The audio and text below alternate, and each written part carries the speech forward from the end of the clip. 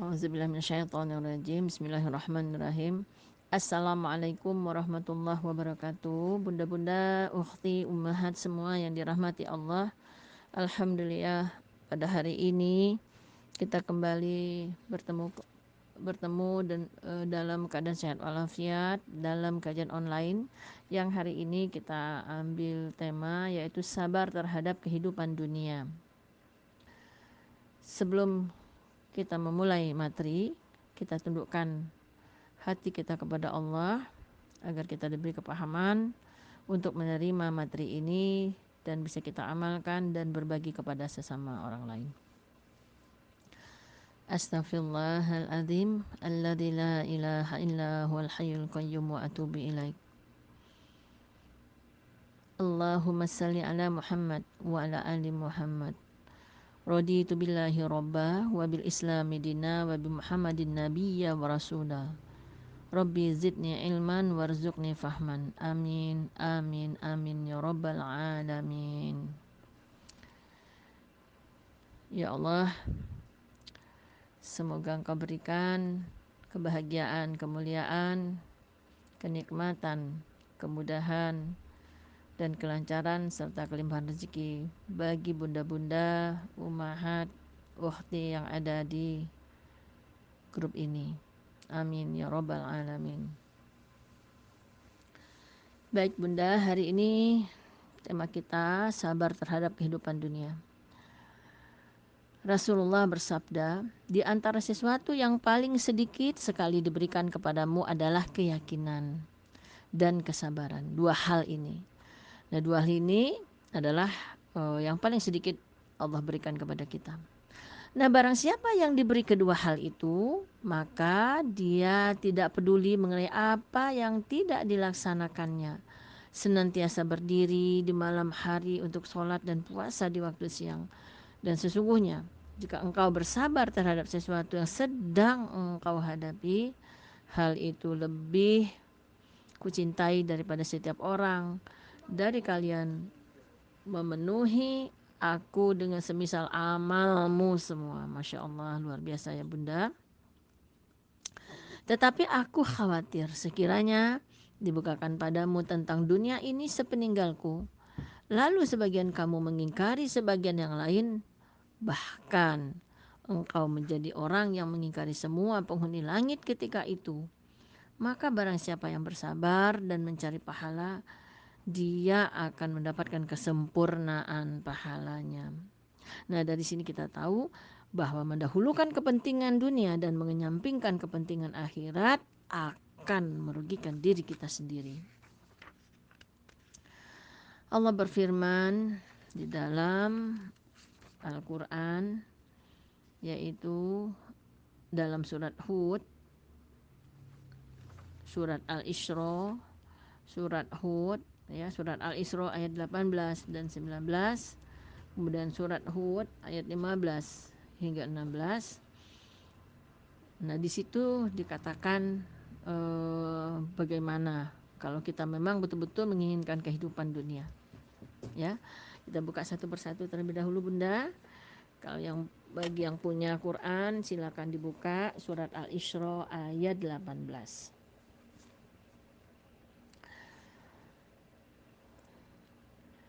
Barang siapa menghendaki kehidupan sekarang atau duniawi, maka kami segerakan baginya dunia itu apa yang kami kehendaki bagi orang yang kami kehendaki, dan kami tentukan baginya neraka jahanam.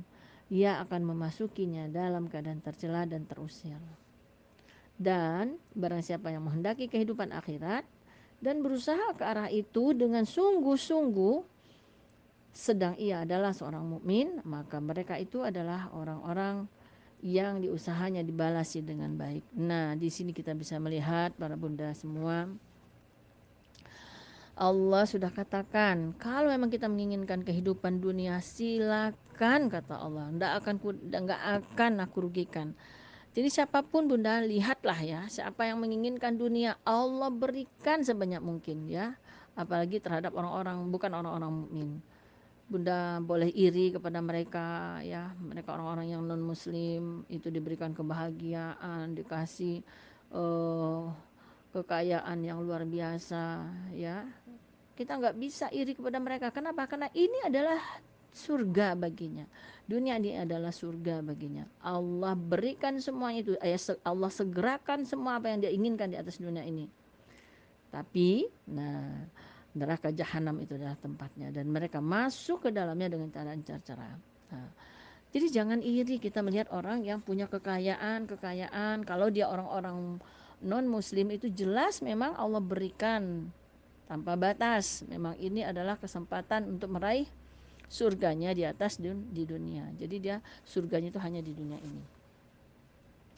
Nah, tapi kalau orang-orang yang misalnya orang-orang muslim yang diberikan seperti itu, diberikan kekayaan yang luar biasa, tapi dia tidak sholat, tidak puasa, tidak dan segala macamnya, berarti itu adalah istidraj.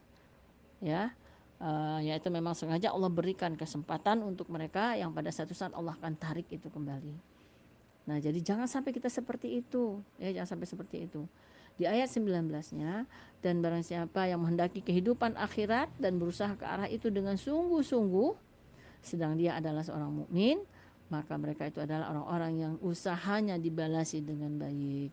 Nah, jadi kalau memang kita menghendaki kehidupan akhirat dan berusaha ke arah itu, nah seperti sekarang kita lakukan, kita berusaha untuk mendapatkan kajian-kajian di majelis taklim, di online dan lain sebagainya, artinya ada kesungguhan untuk kita untuk berubah, ya, maka Allah akan balasi semuanya itu, usaha-usaha kita itu dengan yang baik. Nah, tapi memang tidak mudah Bunda untuk kita merubah dari yang jahiliyahnya tadi, ya, sampai kita ingin menjadi orang yang baik. Nah, itu memang tidak mudah. Banyak sekali godaannya, ya, godaan-godaan terutama dalam godaan kesabaran. Nah, ini memang banyak sekali, tapi teruslah, jangan kita menyerah karena memang Allah akan menjanjikan sesuatu yang lebih baik. Selanjutnya kita lihat lagi di dalam surah Hud, surat ke-11 ayat 15 sampai 16. Nah, Bunda silakan dibuka, ya, dibuka Al-Qur'annya. Kita lihat yang pertama adalah dalam ayat 15-nya, ya. Barang siapa yang menghendaki kehidupan dunia dan perhiasannya, niscaya kami berikan kepada mereka balasan pekerjaan mereka di dunia dengan sempurna, dan mereka di dunia tidak akan dirugikan sedikit pun. Nah, hampir-hampir sama ya Bun dengan ayat tadi, hampir sejalan, bahwa silakan kamu mencari apapun selama di atas dunia ini, engkau tidak akan dirugikan sedikit pun, puaslah engkau, kata Allah, ya. Akan dia kasih sama Allah dan tidak akan dirugikan sedikit pun. Nah, ayat 16-nya itulah orang-orang yang tidak memperoleh di akhirat kecuali neraka, dan lenyaplah di akhirat itu apa yang telah mereka usahakan di dunia, dan sia-sialah apa yang telah mereka kerjakan. Nah, di sini dikatakan dikasih kita kesempatan oleh Allah, mau cari kamu silakan, aku tidak akan menahan kamu, carilah sebanyak-banyak mungkin apa yang kau inginkan dunia ini. Kalau memang engkau menginginkan surganya dunia, silakan. Nah, tapi kata Allah, kamu di akhirat tidak akan mendapatkan apapun kecuali neraka, dan lenyaplah akhirat itu apa yang telah mereka usahakan di dunia ini sia-sia, dan apa yang telah mereka kerjakan. Jadi walaupun ada kebaikan-kebaikan yang dia lakukan, tapi syarat untuk mendapatkan surga dia langgar, maka dia tidak akan mendapatkan apapun. Memang banyak Bunda orang yang sudah diberikan kemuliaan di atas dunia ini, diberikan harta yang banyak, itu kadang-kadang sholat aja males, ya, puasa juga males. Nah, apa yang terjadi nanti akan dalam rumah tangga pun jadi tidak nyaman. Kenapa? Karena hati sama-sama sudah diliputi dengan keinginan nafsu yang kuat, sehingga terjadi percecokan dan lain sebagainya. Nah, itulah bagi mereka yang memang menginginkan kehidupan dunia dan perhiasannya, maka Allah berikan itu, silahkan, tidak akan dirugikan sedikit pun, kata Allah, ya. Nah, inilah gambaran-gambaran yang Allah berikan bagi mereka-mereka yang menginginkan dunia. Kemudian kita lihat lagi ayat berikutnya, yaitu dalam surat At-Takasur, ya, At-Takasur ayat 1 sampai 7. ya. Silakan Bunda dibuka. Saya yakin juga banyak bunda-bunda, ukhti dan ummahat di grup ini yang sudah hafal ayat ini, ya, dan sering digunakan untuk salah satu ayat di dalam sholatnya. Alhaakumut takatsur hatta zultumul maqabir kalla sawfa ta'lamun thumma kalla sawfa ta'lamun kalla law ta'lamuna ilmal yaqin latarawunal jahim thumma latarawunnaha ainal yaqin, ya. Bermegah-megah telah melalaikan kamu, ya. Alhaakumut takatsur, bermegah-megahan telah melalaikan kamu. Apa yang dilalaikan? Hatta zultumul maqabir, sampai kamu masuk ke dalam subur. Karena tadi kekayaan yang dikasih, kebahagiaan itu tidak pernah puas, ya, sehingga dia akan melalaikan. Kebanyakan yang seperti itu, Bun, dikasih kekayaan, ya, mereka kepengen shopping ke Perancis, pengen shopping ke India, kepengen shopping ke Malaysia, ke Singapura, ya, shoppingnya di luar negeri dengan harga tas yang sekian juta, sepatu yang sekian juta, baju yang demikian sekian juta, ya.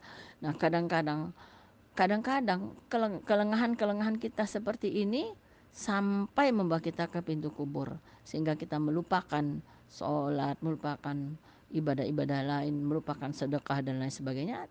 Nggak taunya kita sampai dipanggil oleh Allah masuk ke dalam kubur. Nah, di dalam ayat berikutnya kata Allah, kalla saufa ta'lamun.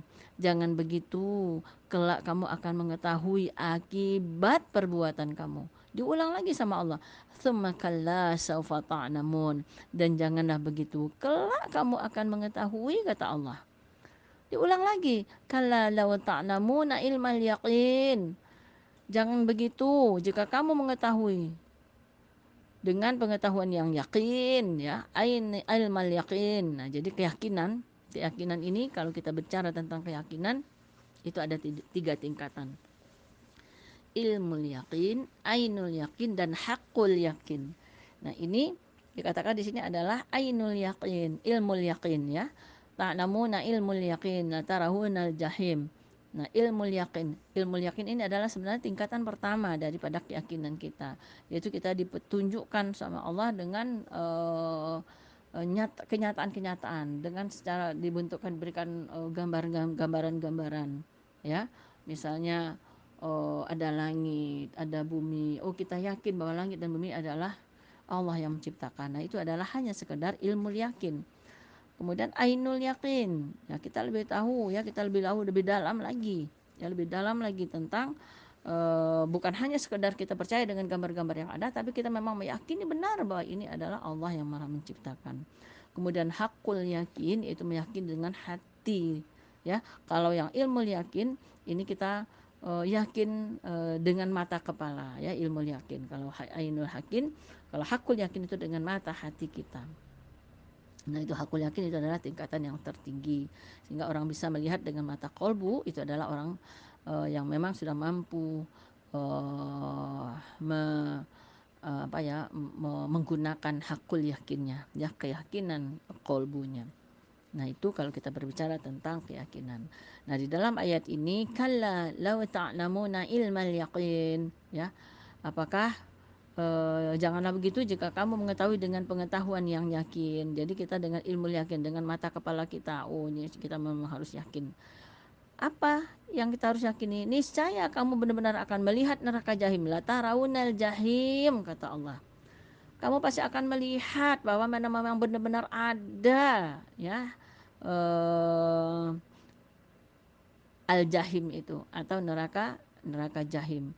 Nah, itu yang dikatakan ilmu yakin. Kita mengetahui memang ada ini, kita sudah baca di dalam Al-Qur'an, kita lihat di dalam hadis, oh, ternyata memang ada neraka jahim. Nah, itu yang dikatakan dengan ilmu yakin. Kita percaya, mengetahui dengan pengetahuan kita, dengan mata kepala kita, oh, ternyata memang ada neraka jahim itu. Nah, kemudian tsumma latarawunaha ainal yaqin, dan sesungguhnya kamu benar-benar akan melihatnya dengan ainul yaqin, ya, dengan hati kita, ya, dengan hati kita. bahwa benar-benar ada neraka jahim itu. Nah, jadi jangan main-main, jangan kita sia-siakan, jangan kita hanya bermegah-megah saja. Kita lupa bahwa memang Allah sudah sediakan bagi orang-orang yang melupakan akhirat, mereka akan dimasukkan ke dalam neraka jahim. Nah, itulah yang ada di dalam surat At-Takasyur ini.